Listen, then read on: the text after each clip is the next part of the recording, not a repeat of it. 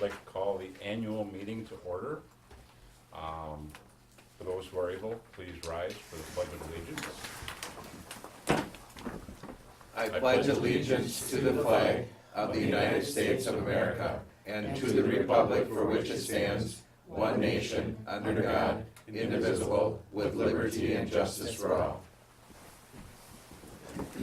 Okay, attendance will be taken from registration. Guests, if you haven't signed in yet, please sign in before you leave. With our annual meeting, there is a nomination for a chairperson to preside over the annual meeting. At this time, I would like to call for a nomination of a chairperson to preside over the annual meeting.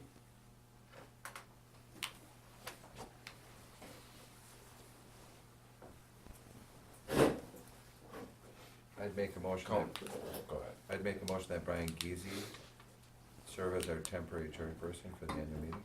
I'll second that. We have a motion and a second. All in favor, are there any other nominees?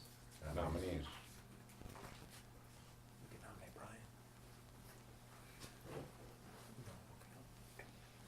Are there any other nominees? Third time, are there any nominees?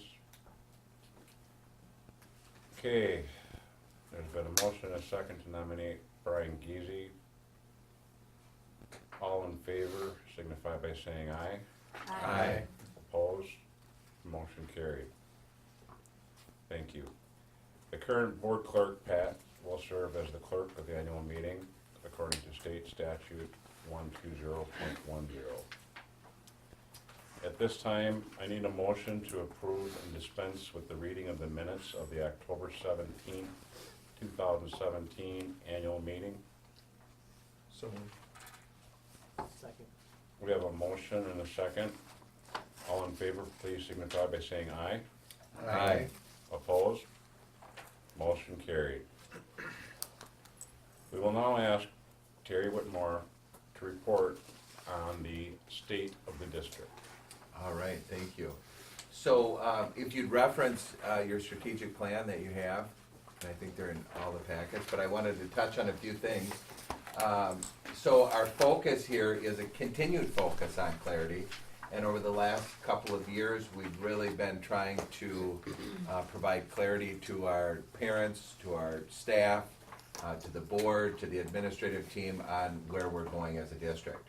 So I wanted to start with really what's driving our work, and that is policy governance. So since January of 2016, the 16-17 school year, the board adopted policy governance, and since that time, we've been focusing on 4 ends policies, and they are overarching results. And that means Nekoosa School District is developing students who excel academically, acting responsibly, displaying good character and citizenship, reasoning and solving problems rationally, and with that, we focus on preparing our students with the skills they will need in today's global community. That's ends policy 1.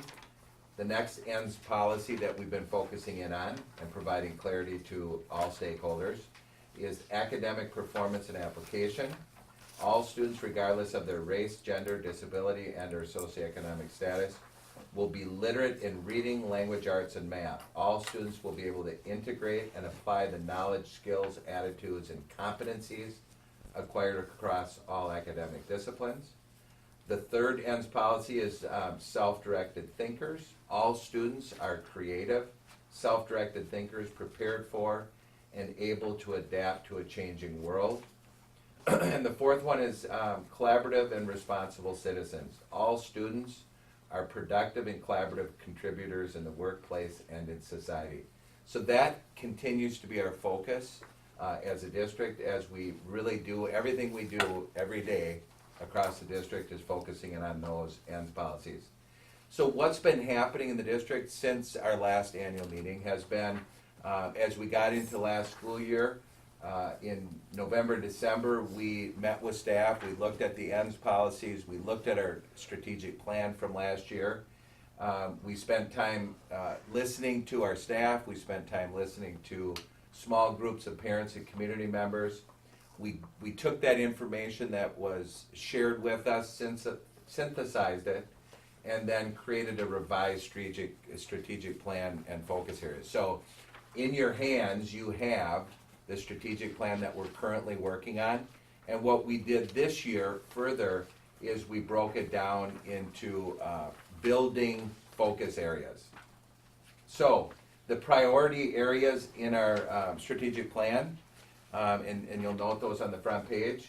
The first one is instructional strategies, and these focus areas we're in the second year of really focusing on these areas, but we're focusing and honing in on different areas around instructional strategies in this current strategic plan.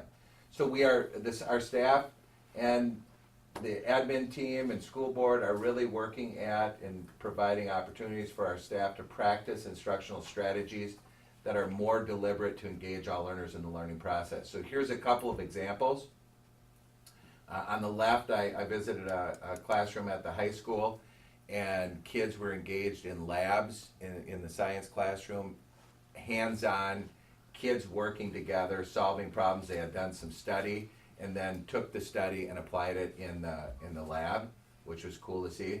And then you'll notice in the center picture there, a student working independently, and I think that's first grade, isn't it, Mr. Sprain? First grade kids working independently, and this is a writer's workshop where he is actually writing at his level and most likely in his area of strength, right, around an interest area that he has. And then on the far right, the use of technology in today's classrooms allows students, and we still are continuing to work on this, how can we provide the access that kids need, each student individually, using technology and to stretch our high achievers and support and provide what struggling learners might need. So that is that priority area. Priority area, the second one is social emotional learning. So each of our schools in the district continue to work at developing strategies and services that are proactive, model and teach expected behaviors, hold students accountable for behaviors that get in the way of their learning and the learning of others, and then also to improve support for students with emotional and behavior disabilities. This was a heavy hitter last year as we went around the district and heard from our staff and stakeholders. But in these snapshots, you'll see a first grade classroom there on the left having morning meeting. Across the district, our kids are getting together and spending time together. The majority of the meetings at the elementary school and middle school happen right away in the morning. They're having fun together, they're talking about issues that might come up, and just getting to know each other in healthy ways. So it really builds those relationships between the teacher and the kids and the kids and the kids. The second picture, I was at AMS, and Nathan, I really want you to talk real quickly about that effort there because you can do better justice to that. Well, we've been working at AMS to a couple different strands. Like in grades 6 through 8 this upcoming year, this current year, we added 20 minutes of recess for grades 6 through 8 with the idea that we need to not just teach social emotional skills, but we need to give people a chance to use them and learn them and, just be able to just work, use their bodies, be kids, work and be out there. And so it's really important, especially at the middle school, for students to be able to have a well-rounded, not just learning, but be able to, how can I interact with people and how can I do it on my terms? And everyone really finds what they need. We create enough niches and people find those. And so we've had teachers who have reached out and created opportunities to, you can play board games, you can do intramural sports, you can go ahead and go play football if you want. And we create a lot of different opportunities for students to get their needs met, and guess what?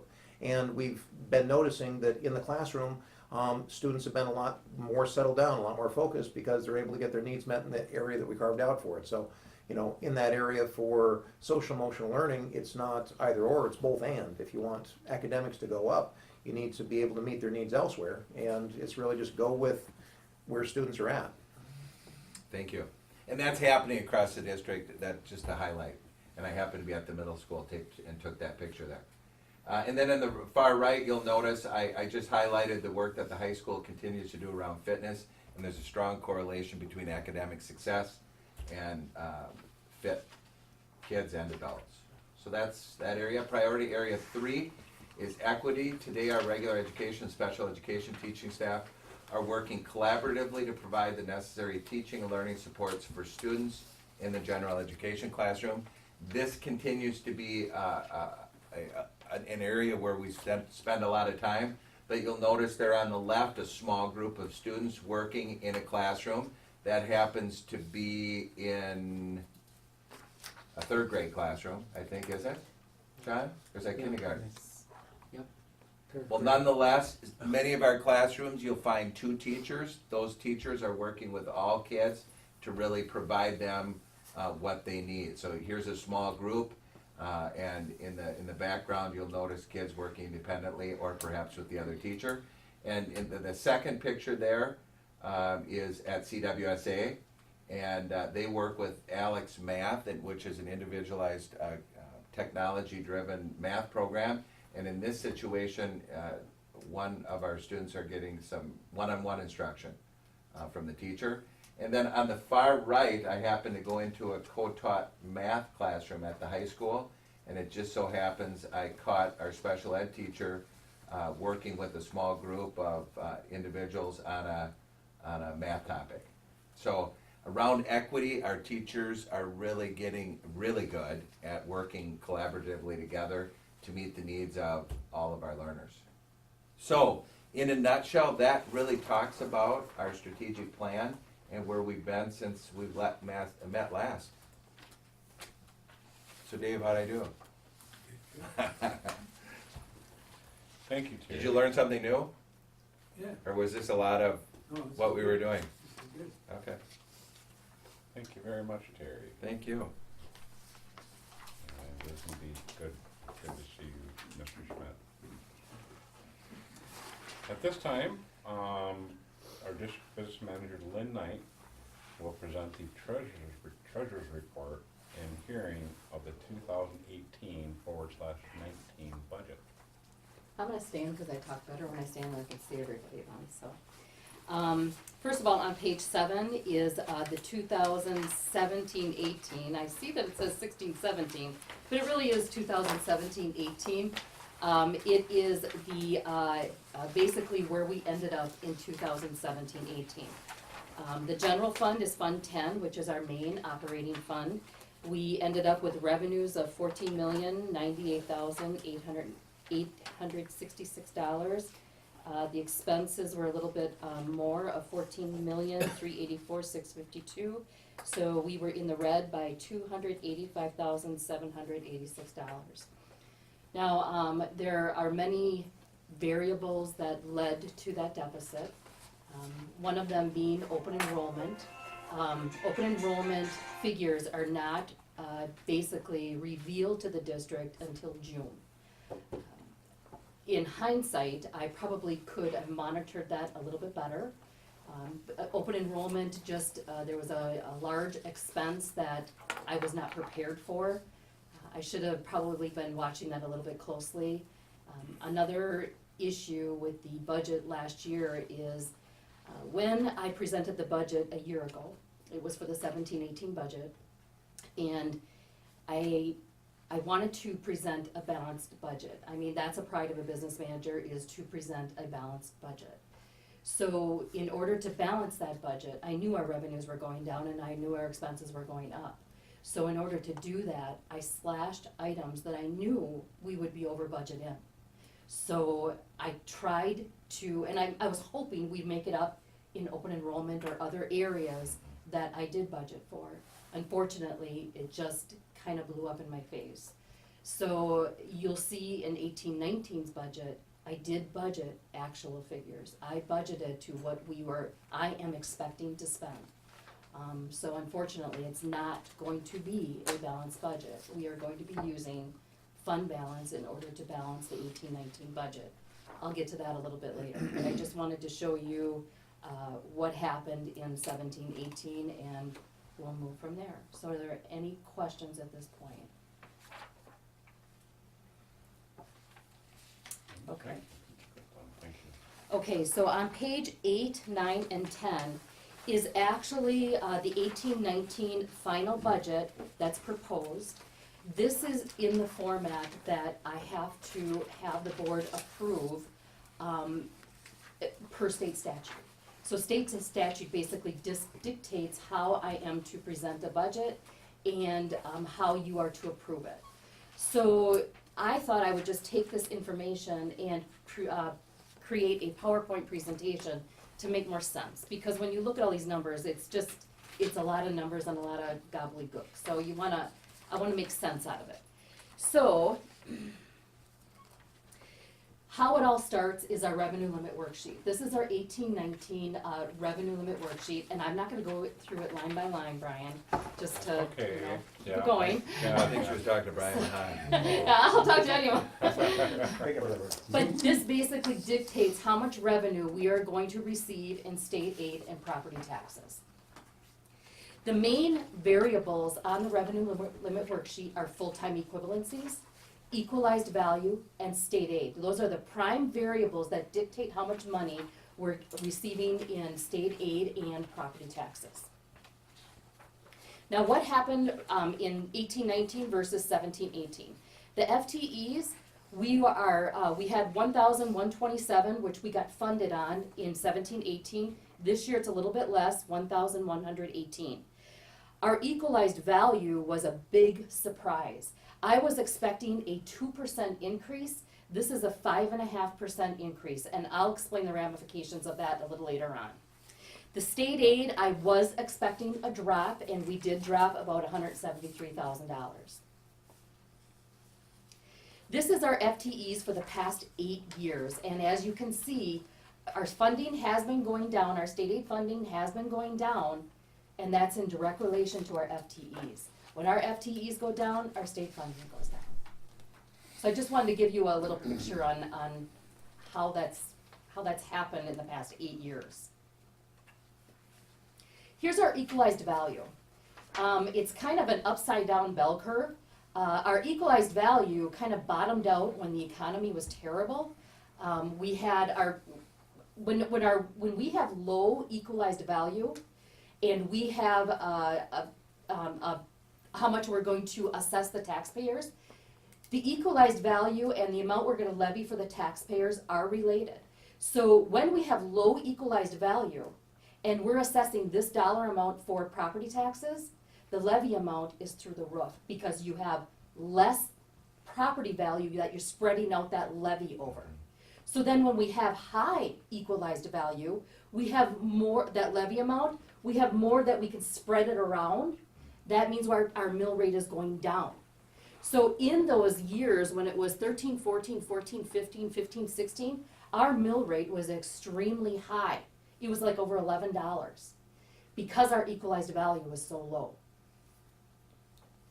When you look at the state aid, it's like the exact opposite. When we have low equalized value, our state aid kind of ticked up a little bit. So there is a direct relation to that. This year, our state aid is at $2,663,738. It's a far cry from 14-15 when we were getting all 3.7 million. So this just kind of dictates what we just saw in our graphs. The state aid, there was a decrease of 6.11%. Our total proposed levy is $10,922,331, and that's a 4.14% increase. That's the dollar amount that we're going to levy. But the mill rate is $10.55, which is a decrease of 1.31%. And the reason it is, even though we're levying more money, we have more value that we can spread that around. So that's why our mill rate is dropping. So why did our state aid decrease? Well, our forecast model projected that. We are increasing our spending. Our spending is a little high, and our FTEs are decreasing. And why did our levy increase? Same reason. But the mill rate decrease. I mean, a lot of people don't understand how that mill rate works. So, like I explained, we have our levy amount, and we have our equalized value. If you divide the levy by our equalized value, that's the amount the mill rate is. So it's $10.55. But let's do a little test. let's say we had the same equalized value that we had in 17-18. So it was significantly less, it was 5.5% less than we had this year. So if we have a levy of 10,922,331 and divide it by last year's equalized value, our mill rate is $11.14. Because because the levy or the equalized value went down, this levy amount is spread out over less property value. So the people that have a lot of property, their taxes are going up. So let's say the equalized value went up another 2%. So now we're at 1,055,000 or 1,055,000. You can get the hint. And divided by our current levy amount, our mill rate would drop to $10.35 because our equalized value went up. There's more value to spread out that levy. So now we're going to look at our budget, our 18-19 budget, and this is operating fund, Fund 10 and Fund 27. That is a really busy picture. So I'm going to show you a clearer picture. This is our Fund 10 expenditures. So in the blue, we have our $10,527,000. Those are salaries and benefits. So a good majority of our expenditures are salaries and benefits. It's people. So of course, this should not surprise anybody. The second portion, the red, is purchase services. And that's our open enrollment, that's our busing, that's our buildings and grounds area. So those are all of our purchase services. Those are our two largest expenses. So it just gives you a better picture of where we are spending our money. So then we break it out down by the revenues expenses by fund. Now the general fund, we are projecting revenues of $14,185,894. Our expenses, $14,475,829. And this is where I talked about, we are going to be utilizing fund balance of $289,935 to balance the 18-19 budget. We also have special education, the debt service, food service, and community service fund. And those are the revenues and expenses for each of those funds. Where are we receiving our revenues? Well, the blue is local, which means property taxes. The purple is state, and that means state aid. So when you hear 2/3 funding, I think that term has been floating around lately. We are the exact opposite. 2/3 funding is saying the state will fund districts 2/3 and the local taxpayers will fund 1/3. Our local taxpayers are funding us 2/3 and our state is funding us about 1/3. So it is the exact opposite. So we are heavily reliant on our taxpayers. So for the levy, we have a general fund. We actually levy for 3 funds. We levy for the general fund, we levy for the debt service, and we levy for the community service. So the total levy is broken down by those 3 funds, $10,922,331, and the corresponding mill rate of $10.55. So when you look at the mill rate, a little while ago I talked about 1314 and how the mill rate was just horrible because our equalized value was so low. It was $11.17. So this is just an 8-year history of our mill rate. As you can see, probably the past 4 to 5 years, we have been evening out, which is great news.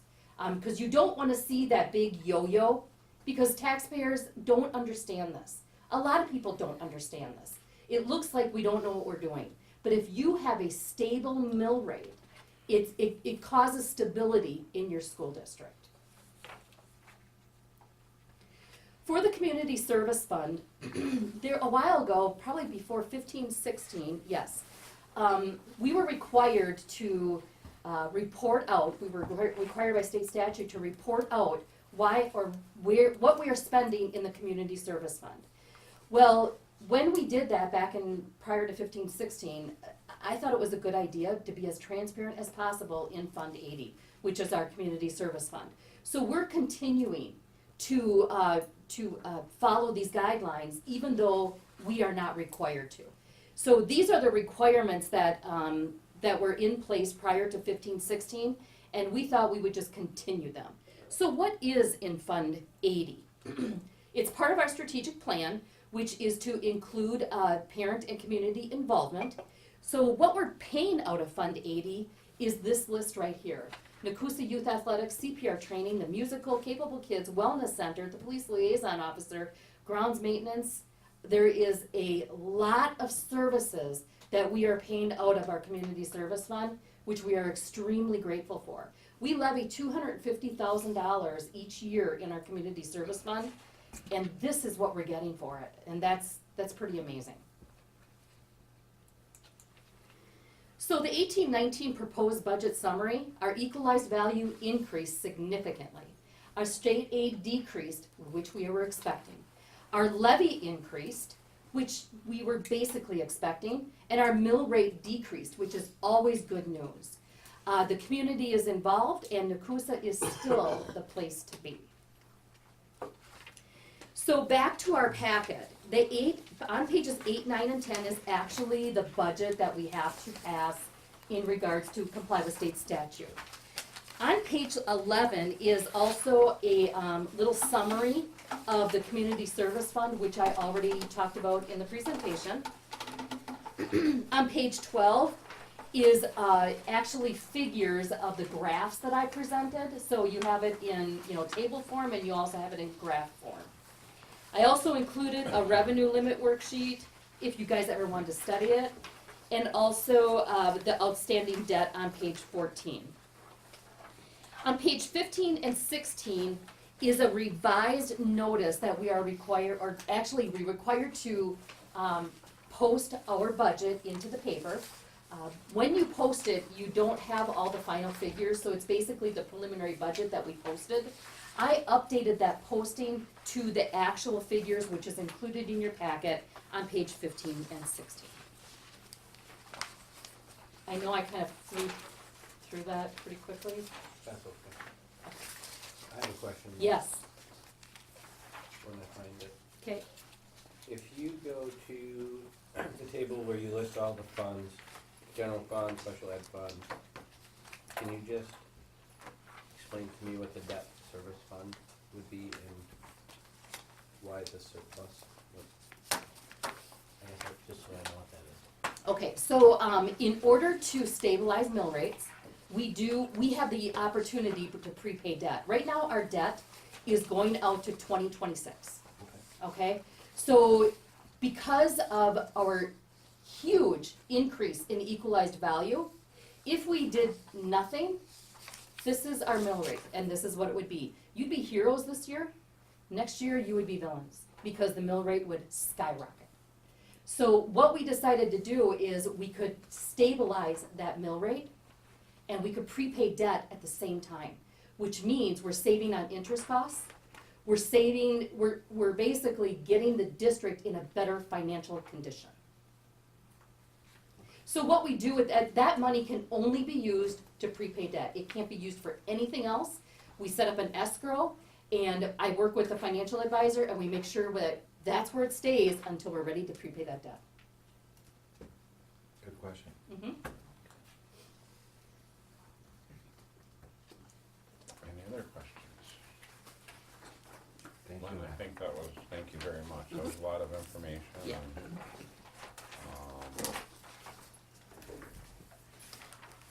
It's good news that even with all of the fluctuations that the mill rate will be going down. It's the first time in my time on the board that, we've put a budget out there that it's not balanced. But this is a reflection of the times we're in right now, and it's a very difficult time. And I think being very brutally honest about that and the way we look at our budgeting is important. So, I won't say anything more about that, Lynn, good job. Any other questions? Here we go. At this time, regarding the 2018-2019 tax levy, I request a motion that the sum of $10,922,331 be levied and assessed against all taxable property of the school district of Nekoosa to pay the expenses of the school district for the 2018-2019 school year, and that said amount be placed in the general fund, debt service fund, and community service fund as budgeted. Motion on the floor. So moved. Second. We have a motion and a second. All in favor, please signify by saying aye. Aye. Opposed? Motion carried. Thank you again, Lynn. Yeah. It was a great deal of work there. Next on the agenda, school board salaries. The current school board member's monthly salary is $200 a month. Do I have a motion in regard to the salary for the 2018-19 school year? I'll make a motion to keep the current salary of $200 per month. I second that. We have a motion and a second. All in favor, please signify by saying aye. Aye. Opposed? Motion carried.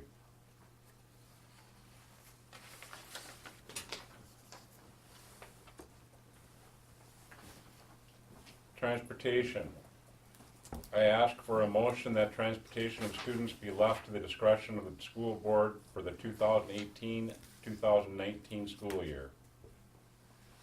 I'll make that motion. Second.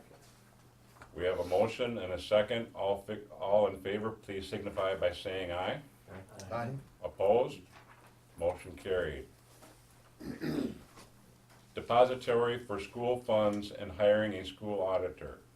May I have a motion that the depository for school funds and hiring of a school auditor be left to the discretion of the school board? Second. We have a motion and a second. All in favor, please signify by saying aye. Aye. Opposed? Motion carried. Authorization for the school board to borrow funds. I request a motion that the school board be authorized to borrow funds, if necessary, for the operation of the 2018-2019 school year. So moved. Second. We have a motion and a second. All in favor, please signify by saying aye. Aye. Opposed? Motion carried. Authorization regarding the sale of tangible school district property. I request a motion to approve the selling of tangible school district property to the discretion of the school board. So moved. We have a motion and a second. All in favor, please signify by saying aye. Aye. Opposed? Motion carried. 2019-2020 annual meeting date.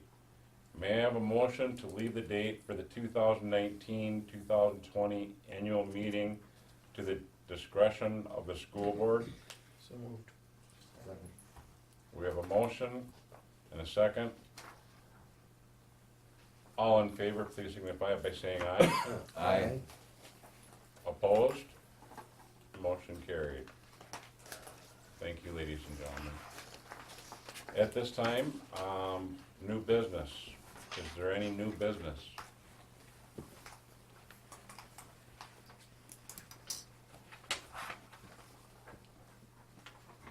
No new business?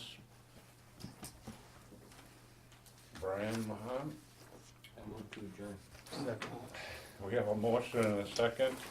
All in favor, please signify by saying aye. Aye.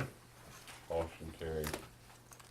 We are in adjournment for our annual meeting. Thank you, ladies and gentlemen, members of our crowd today. We welcome you, and I'm glad you're here. Went a little over in that, didn't we? Lynn, you talked far too long. No, it was Terry. I went as I'll fast take as the I blame. could. It was Terry. Good to see you. Are Schmidt you guys family. gonna go already? Well, I can't just take anymore. Thanks for coming, guys. Hi, guys. Back from Canada already. Oh, yeah, Good trip? yeah, good trip. Good, good.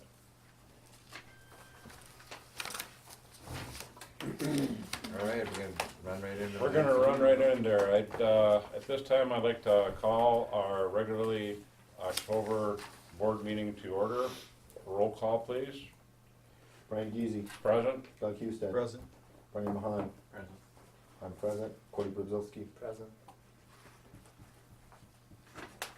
Okay, all members who've already done the pledge of Yeah, allegiance. we got a virtual. At this time, I'd ask for a virtue card reading, please. Purposefulness. Being purposeful is having a clear focus. Begin with a vision for what you want to accomplish and concentrate on your goals. Do one thing at a time without scattering your energies. Some people let things happen. When you are purposeful, you make things happen. You are practicing purposefulness when you have a clear vision of what you want to accomplish, know why you are doing it, focus on a goal, get back on purpose if you get scattered or distracted, do things one at a time and finish what you start, persevere until you get results. Affirmation.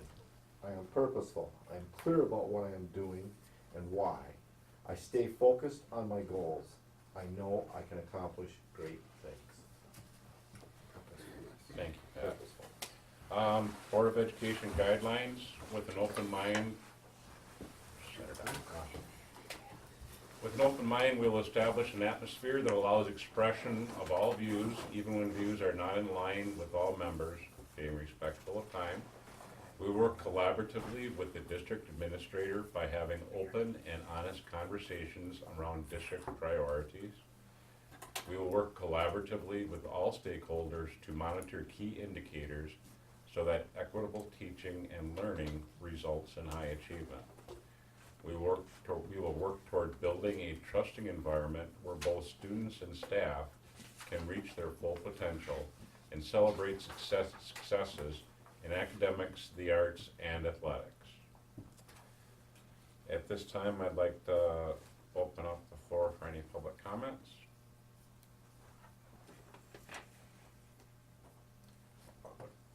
Okay, at this time, we have the CWSA update. We have Mr. Richard Breen with us this evening. And Good to see you, welcome, Richard. welcome. Good to see you. It's good to see all of you. Get a chance to see a couple of you every once in a while. Yeah, not enough. It's not enough, absolutely not. We don't have a lot to report. We do have an invite to board members that will be coming out with an agenda for our, I'd like to call them mini advance. We'll be spending 4 hours together next week on Tuesday from 4 to 8. We're planning to do sort of a potluck as well, so if you want to come out and enjoy the food that we bring along, you're certainly invited to come. We will be discussing areas related to the contract, as our contract will come to an end with the district this year. So we're revising the contract, and we're also in a state of change as a governance council. We have new members and need more, and we're reevaluating our status and our objectives. So we'll be looking at everything top down, bottom up, and just trying to understand where we are and where we're going as part of that review of our contract. So, Yeah, please look for that invite in your email boxes. We did discuss the advance, and there's a chance that, well, some of us can be there a little earlier than others, but I think we'll have a good representation there for that advance. Richard, some asked, would it be appropriate if they showed up for an hour? Absolutely. Okay, so just so the council knows that some had commitments that night. Yeah, we will try to keep it as fluid as possible and still stay on task. I thought if we might be able to keep, when we can all be there potentially like at 6, is respecting times of other travel and things of that nature. But there's a good chance I might be there at 4, but the majority of us maybe could be there at, say, 6, and then we could cover our main topic or something of that nature. I know I will not be there until 5 plus Okay, myself. I'll eat your food. That's fine. Okay. You won't be able to eat the dessert I bring though. Okay. That's probably where you're gonna be late, because you're making the dessert. Well, fantastic, and, just to review, we have a showcase coming up, I believe? We do, and I don't have that date in my mind. I'm sorry. Okay, that's okay.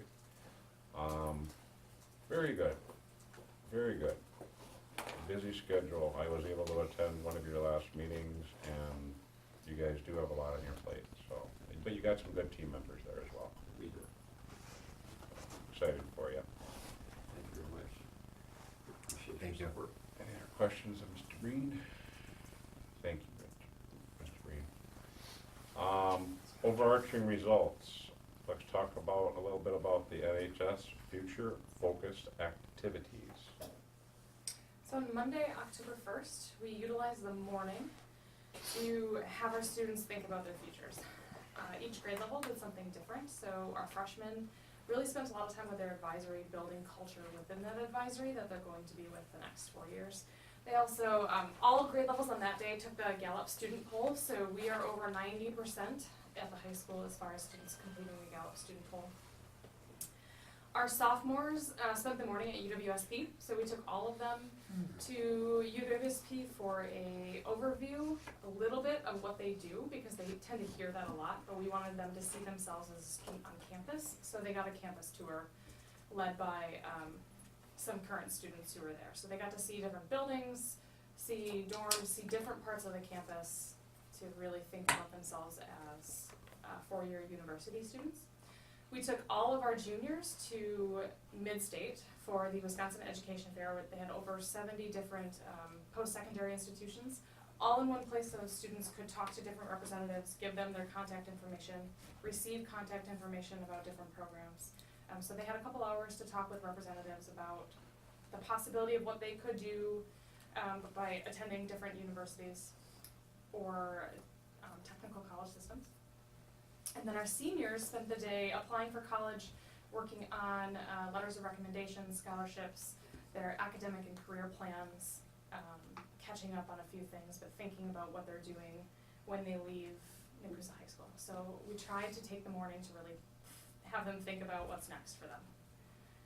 It went over really well, especially our seniors, and their parents were appreciative of, gave them time to work on resumes, cover letters, a lot of one-on-one help with those things. Applying for college is kind of scary for kids, especially if they're first-generation college students, walked them through a lot of that process. And then, kind of steering them in the direction of, okay, so whether it's 2 or 4 year, let's get you thinking about, let's apply, let's see what happens. And we've had quite a few students come back with their, who applied that day, who've come back to show us that they've been accepted. So they were pretty excited about Awesome. sharing that with us and getting some feedback there. And then we spent the afternoon doing some homecoming activities, and the staff beat the seniors at volleyball, so. Yeah. And we had bragging rights for a little while. Any injuries? No. No, gosh, we survived. Yeah, me too. So what prompted this? This is, I mean, a great idea. So we've spent a lot of time thinking about how do we prepare students for the future, what does it look like? Let's give them an opportunity to see a bunch of different things. We had also gotten some feedback about applying for scholarships in particular, and it's a little early to work on that, but we got them kind of ready for what you need to get from staff members, letters of recommendation, what kind of things should you put down. But having them think about their futures. So we had an opportunity, and we take the juniors and have for a couple of years to the Wisconsin Education Fair at Mid-State.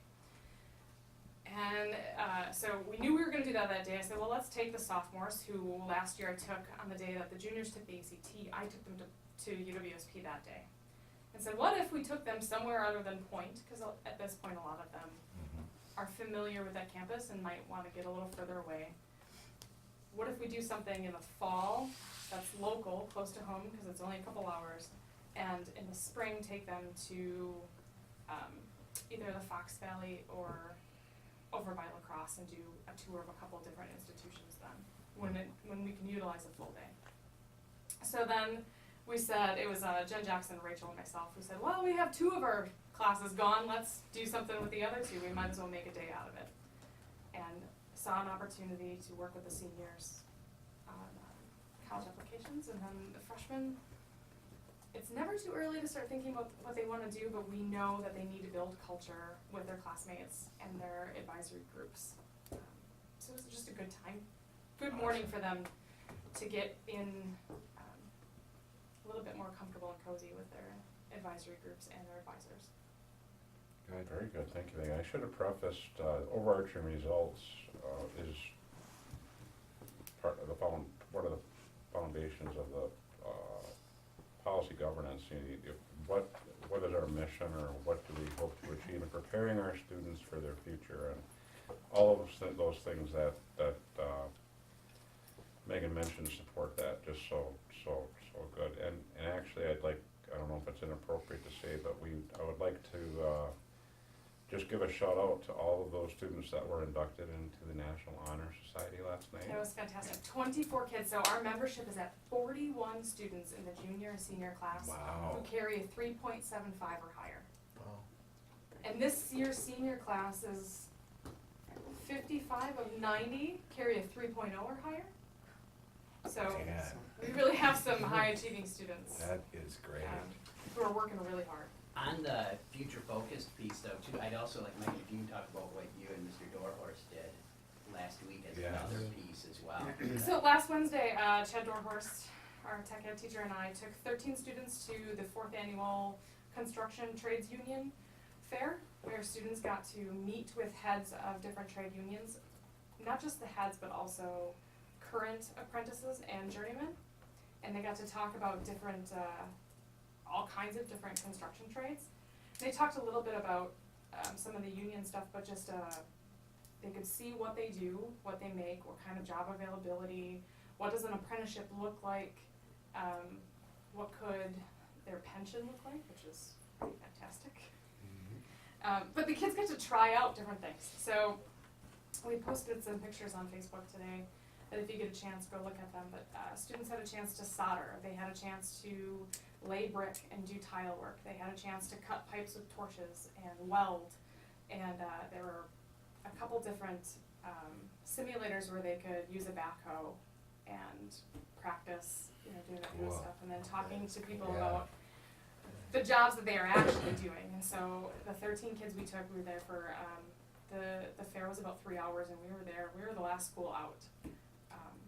Our kids loved it. And they were making Awesome. can koozies, and there were competitions of, putting different pieces of pipe together, and there was a welding competition, and, our kids just had a blast. And on the way over, they're like, yeah, it's nice to be out of school for a day, this is kind of interesting, and on the way home, they're like, yeah, I'm ready to find an apprenticeship and get my life started. And they were mostly juniors and seniors. I think there was one or two Awesome. sophomores. So, Fantastic. Very good. Well, thanks for your work on that, Yeah. too. and it was one of the most fun days I've had in a while. Did you get to operate the backhoe?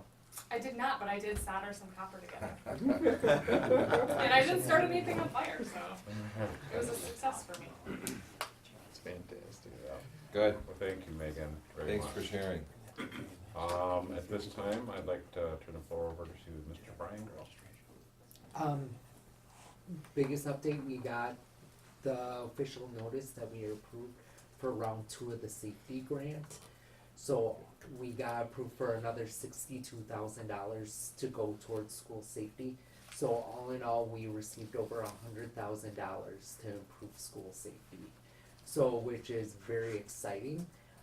With the grant comes some training requirements, so I've been going with the school counselors, our school resource officer, and our school psychologist to the prepare trainings, where we learn not only what to do in the crisis situation, but how do we help students recover after a crisis situation.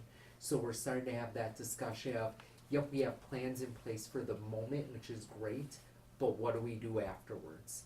What does counseling staff need to do? What do groups look like? How do we decide what kids go into a group, what kids don't? So I've been with them going through those trainings, and then meeting as well with another training we had to do as part of the school safety grant was how do we do a school safety assessment? And so Josh Colo, Steve Herzberg, and myself went to that training, and we're now scheduling our walkthroughs of each of the buildings to say, hey, here are the things that are in place that are good, here's what we need to improve on, because part of the new requirements is for us to do that at least once every 3 years. As we update our safety procedures, you have to do a school safety assessment before you update your procedures. So that's what we're working on right now, but a lot of things school safety wise going on and going well. Fantastic. Thank you, Thank you. Brian, and that's a lot, you know, $100,000 goes along, I mean, that's a lot of money. It's a lot of money, so there's gonna be updates. Humke is getting a camera system put in, upgrades are happening to the middle school and high school. We're also doing the school safety, glass, or the shatterproof film over our glass doors. But a lot of that's gonna go to training, cause part of the training as well is 10% of our staff with round 2 will attend adolescent mental health conference, where they have to talk about what is in place for us as a school to make sure we're being proactive as well, and that was a requirement of the grant, so. Thank you very much, Brian. No problem. And Miss Lynn, you're back on the floor. Yeah, I think I'll pass. I Okay. probably am talking too You said enough. Well, the way Brian is rolling his eyes over there. Really, Ryan's ready to go. Okay, other board work, 2018 summer school report. I would be happy to comment on John, that. would you be available? Yeah. Thank you, Mr. I'm gonna Josh send around a Gray. couple of handouts, well, a handout for you right now. Sorry, it didn't appear in your board packet. I'm gonna highlight some things, there's a lot of numbers in there, I like looking at those numbers, some of those numbers might not really mean that much to you, but for me, I just like comparing to see where we're at and where we're going. I'll highlight a couple of things in the packet, if you feel like asking questions about some of the things that appear there, you can do that now, or, you know, touch base with me later also. A big, first of all, with our summer school, one of the big changes that we did this past year is we brought it all over to Humke. And so for the first time, really ever, we hosted at Humke, and there's a variety of reasons for that. A lot of it had to do with developmental and the number of kids. So the main portion of our program occurred at Humke Elementary. We still did do some stuff at the high school in a limited capacity at AMS too. And that information is broken down in here about where the courses were held, the number of courses that were there, courses, the number of courses that ended up being canceled for lack of enrollment was for that purposes. And then also, I also just like to keep track of what staff we're recruiting to teach summer school, and that information is in the packet also. We also have a student participation on page 2, and right now for 2018, the unduplicated student number was lower this year at 256. And you can see in the shaded areas throughout the packet, that's all 2018 data. Another thing that I'll highlight too is just the courses, because I'm interested in this too, the elementary classroom participation, keeping track of that in particular. I could go into a little bit more with some of the high school courses, but I'm a little biased on, I guess, collecting that information for myself. But then also expenses and revenues, you can see that right now. Summer school is not a moneymaker for the district, and it does run at a deficit, and it continued to be again this year, and that number appears on page 3. So those are some highlights and some numbers associated with the summer school report. I'd be happy to answer any questions.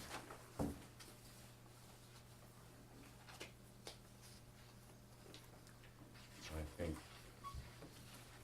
even if it runs at a deficit, the importance of, you know, getting these kids in there is so important, especially for those kids transitioning from, you know, going into 4K or K, you know, to just get them where they need to be so they're ready to go to school. And, you know, the work that you do to get those kids involved is very much appreciated. I know there's a lot Well, of it's work. credit to our teachers too, and, Yeah.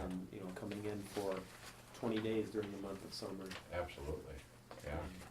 So if I could just add 2 things, that I've been in touch with Rick at the city, because for this time, this last summer for the first time, we offered summer rec, and the city worked with the district and the YMCA to put that on.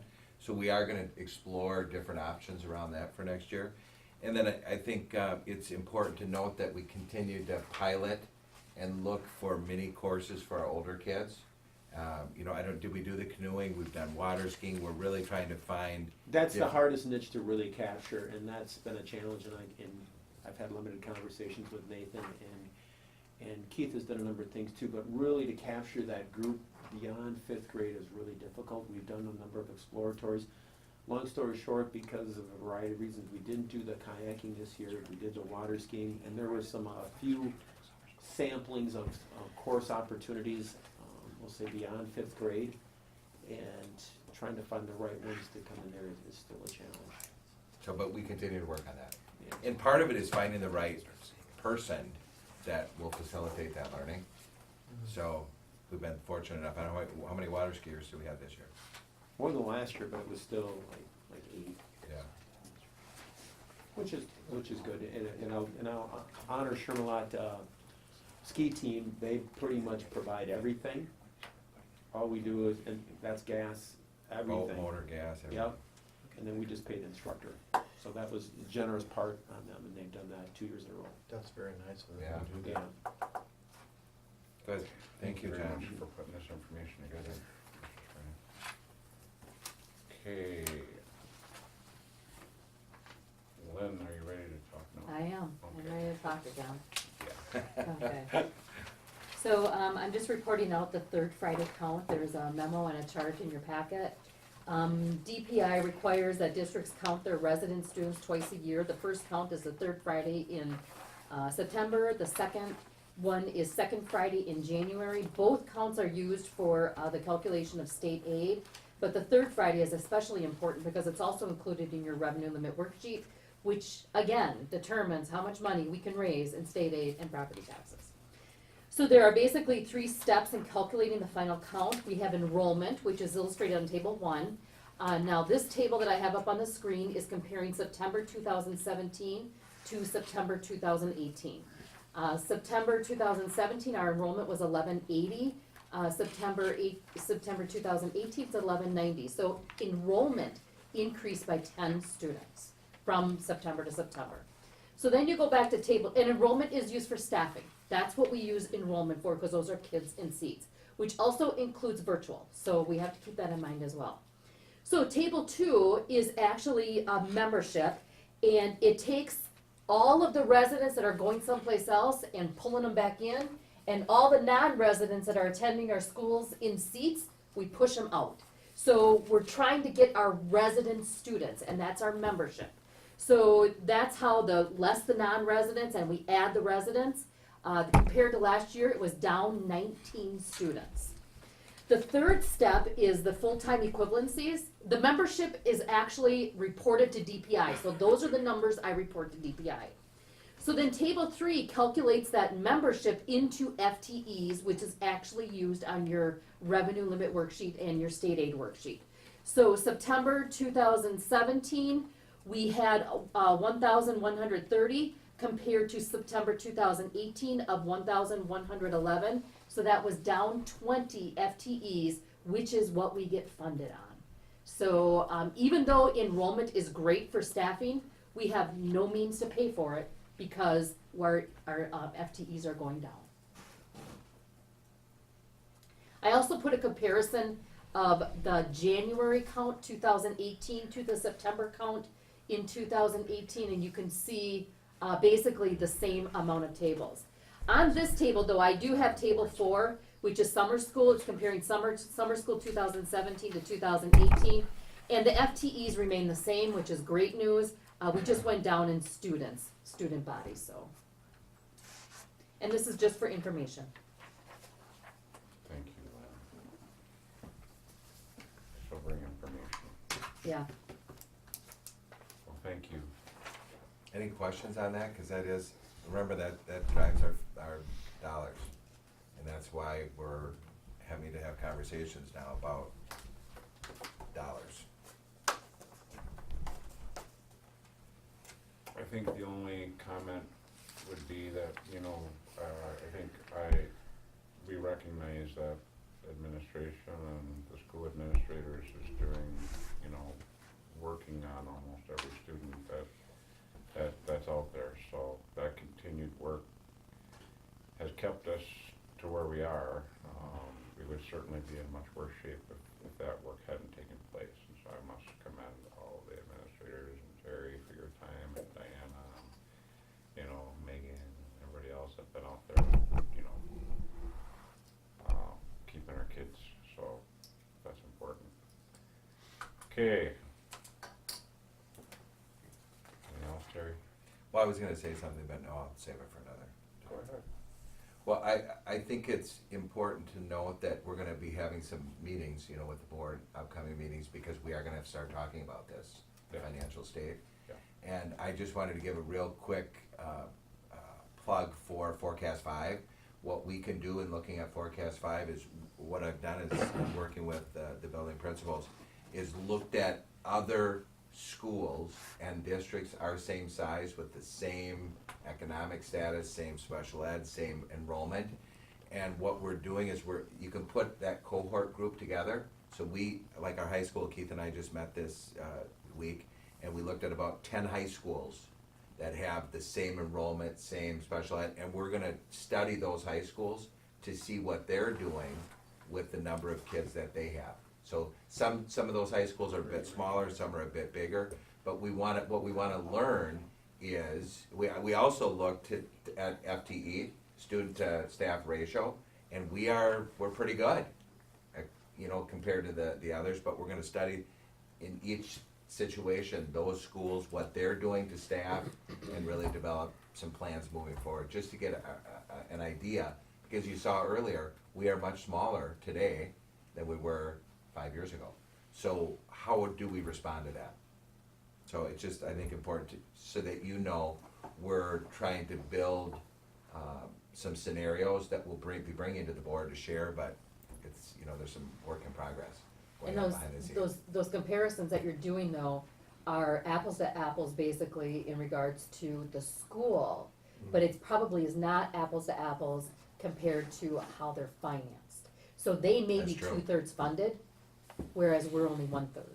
So that's something to look Yeah. at too. Absolutely. And is it apples to apples as to how we approach our different situations, like with our special needs students? That's included in this, look, so we So- ran that, So you are looking at Yeah. it the same way, you know, that, you know, if they don't do it the way that we're doing it, oh, that, they may do it different. they may do it But different. those are some questions we can But you're ask. looking at it, Yeah. okay, all right. And the other, at the admin meeting this morning, we talked about, so how about those schools and those districts, and where are they at with the referendum process? Have they gone for referendum?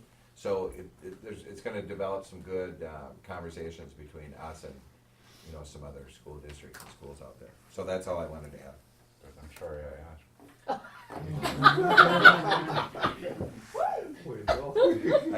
I tried hard, Brian didn't roll his eyes, so I thought it'd be good. That was short. That was short. Okay, subsequent to our annual meeting that was held earlier this evening, at this time, I need approval for the 2018-2019 tax levy.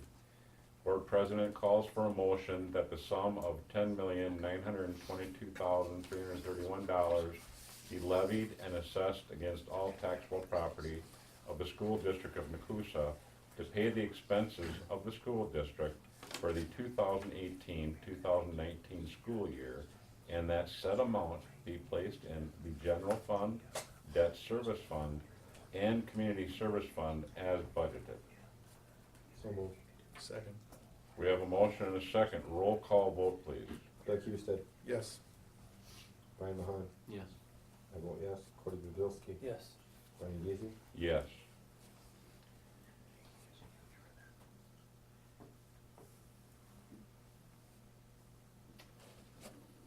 And again, subsequent to the annual meeting, I am going to call for a motion to approve the 2018-2019 budget as presented. So moved. Second. We have a motion and a second. Roll call vote, please. Doug Husted, Yes. Brian Mahan, Yes. I vote yes. Cody Budzinski, Yes. Brian Geezy. Yes. Okay, we're gonna have a little information from Miss Lynn Knight. Yes. Let me bring it up real quick. So last month, Mr. Mahan asked for an analysis of our short-term borrowing, and I thought it was a great question. So what I did is I developed an analysis of our short-term principal and interest rate. The graph in blue is the principal amount that we have borrowed for the past 6 years. So last month we talked about how much we needed to borrow for 18-19, and I originally had you approve up to $2 million. It turned out we needed to borrow 1.9 million, so that is what we borrowed, and we will be receiving the funds next week. But that came at a pretty big price because it came in at 3%, which is higher than it's been, since the past 6 years. With that 3%, our interest is going to cost us, in the graph in green, $51,690. So even though the economy is doing better and the interest rates are rising, it's bad news when you're trying to borrow money. So if we continue down our path, this is only going to increase. We will borrow more and we will pay more. Something to keep in mind. Good question, Mr. Hahn, and thank you, Lynn, for putting that graphic together. It was good. Policy governance. Any questions? Oh, excuse me. Start college now, formerly youth options. Any discussion? There's no applications. Very good. This time. Very good. Although, we may, at a future date, because we're still working on a couple of things. Okay. And this date, kind of snuck up on us, so we're looking, we have some possibilities still. Should we move that ahead a month? Talk about it Well, monthly? That has to be, It has to be, it's for it's for the school district to be able to budget, and plan for it, is Right. that date. The colleges, they're fine with whatever, so we're trying to figure out a better way. Very good. So, Very good. Thank you. Policy governance. I just want to make a quick note, one quick note, and then we have one policy to cover. OE6, which is the operational expectation regarding finance. We're gonna move that ahead to the November meeting because we did not know the outcome of what we did this evening, so Lynn could not have prepared an accurate presentation without this information, so we moved that ahead till next month. So we only have one on the calendar this month, and that the policy governance calendar has been updated to put OE6 on for November. The one that we have this month is delegation of authority to the district administrator. And essentially, the policy statement indicates that this is the means by which the board will direct the district administrator shall be through its written results and operational expectation policies. The district administrator will be allowed any reasonable interpretation of these policies. That's the general overriding statement here. This information was sent out to all board members. There were no violations. We had a discussion last week, Thursday, again, no violations. We've done a really good job of that.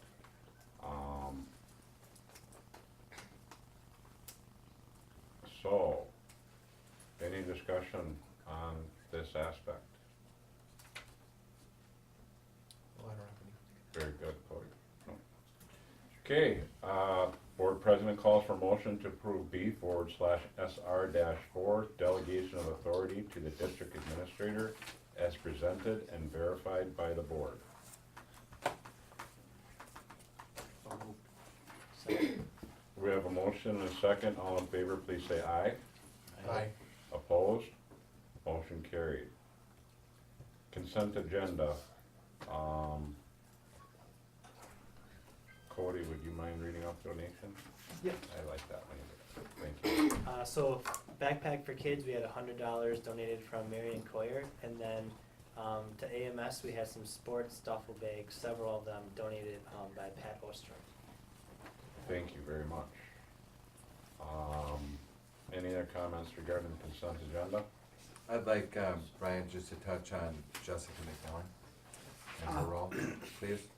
Sure, Jessica McMillan is offered the position as our Title VII tutor. She was our school resource ambassador through the Ho Chunk Nation prior, but just due to life situations and her kids being actually part of our school, she wanted to switch over to the Title VI tutor role.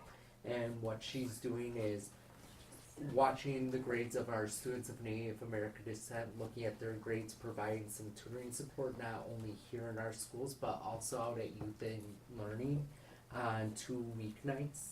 So that way she's building relationships with our families and helping them get more involved with education as well. So it's an exciting opportunity to have her, but then she's also helping us with Act 31 of the education of Native American culture and history, and having meetings with teachers to say how can she be a resource and help to them, and organize field trips, organize presenters and things like that to help bring cultural awareness to the district as well. So, and with her previous position with the Ho Chunk Nation, she brings a lot of information and resources with her as well. So, very excited to have her on board. So those are grant dollars, and we're also partnering with Wisconsin Rapids. So they hired her as well, so she is the Title VI tutor for both districts, so yes. Very good, Mhm. very good. Thanks, Exciting, Brian. I'm very, yeah, folks, welcome Jessica to our family, very good. Any other comments? At this time, I would call for a motion to approve the consent agenda as presented. So moved. Second. All in favor, please signify by saying aye. Aye. Opposed? Motion carried. Okay. Future meetings, agenda items, board workshop, November 15th, 2018, regular board meeting, November 20th, 2018. We had discussed last week, Thursday, the CWSA advance, which is next week on Tuesday, 4 to 8 p.m. If, I would like, if, for those that are able to make it, if we could try to, if you can be there for the whole time, that's great. But if we could maybe try to be there at 6 for at least an hour, so they could really talk to us about that contract and let us know about what they're doing at CWSA, that'd be great. Fall sports survey, Megan, are you doing that yet, or is that something? No, else? Mr. Han will. Perfect. I've said that a few times this year. is it I'm fun? doing that. So are you With a coaching smile him on your up, face? are you coaching him up on being here to share next month? Or won't we have that? I'm gonna let him know, we have talked about how to administer it to get more feedback and, Yeah. talked about doing specific surveys with some coaches input on it. If we need to push the date out for a good update, let me know. Soccer may not be done Yeah. next week. Let's make it this. Oh, you're talking next month, no, Yeah, next month is We'll fine. be good. November's Yep. good, even to get the feedback in and Yeah, analyze it's it? fine. Okay. Yep. Good. And the school culture survey. So that should be completed too, at all schools, right? Yeah. Nathan, Next- how are the student, I keep forgetting to ask you, the Q12 for students, Emerging. emerging, okay. Very good. Next month will be a busy month. We have 1, 2, 3 operational expectations, one results policy, and then a general stuff. So, Mr. Mahan. Well, can we just, Oh. Rachel just showed up and I'd like Oh, her input, I'm- just one, Rachel, we're done, so just share Oh, that's one fine. thing about your experience with NHS future focused activities. Megan did a beautiful job, but can you share one thing that was your biggest takeaway? Well, she worked most with seniors, could you talk a little bit more about that? Actually, some of the comments. Yeah, so I worked with freshman advisors, because they're the ones who kind of created their map of what they wanted to purpose that day to be like for freshmen. But then on the actual day of October 1st, I worked with seniors. So I was in one room with Phil Roxer, and we had 21 seniors in there completing college applications. And we had 16 of them actually complete, so that was amazing. Some of which we held for Mid-State, because Mid-State is coming in on October 22nd to help all of the students wanting to apply there finalize the process as well as waive their application fee. So they have been really, really good to work with this month as far as helping our kids out with the process. Then the second group worked with Ms. Gildenzoff and Mrs. Baldwin in the computer lab, writing personal statements and working on our general college scholarship form that Mrs. Prater creates and gives to the students. That was due last week Friday. So it was about right in the middle of the window of time they had to complete it. And that actually encouraged, last year we had 15 turned in, this year we had 27 turned in. So we were very happy with the increase in that number. And then the third group could work with Mrs. Jackson and Mr. Birch down in her computer lab, doing resumes, cover letters, catching up on their academic career plans for career and financial literacy. They had a couple different things going on down with that particular group of students. In the last 10 minutes that I had with my group, I just wanted some feedback from them on how they thought the day went. They all really, really enjoyed it. They hope that we continue to do it, and they were glad to hear we're planning a scholarship work day in the springtime for them before the local ones are due, so they can again get that immediate feedback. One of the students was working on their second application in the room that I was in, and they commented how much easier and less frustrating it was to get that question answered in live time instead of have to stop, wait that night, come back to school, ask the question, work on it the next night. Good. So they were really, really appreciative that we as a building were building in some time for them to get some of the bigger items checked off that senior to-do list. Awesome. Well, thank you for sharing. Sorry it was late. I No came worries. as soon as conference was done. Thank you very much. And I would like to thank everybody for your time and participation this evening. At this time, I'd like to call for, I'd like to request a motion of adjournment. I make that. Second. We have a motion and a second, all in favor, please indicate by saying aye. Aye. Aye.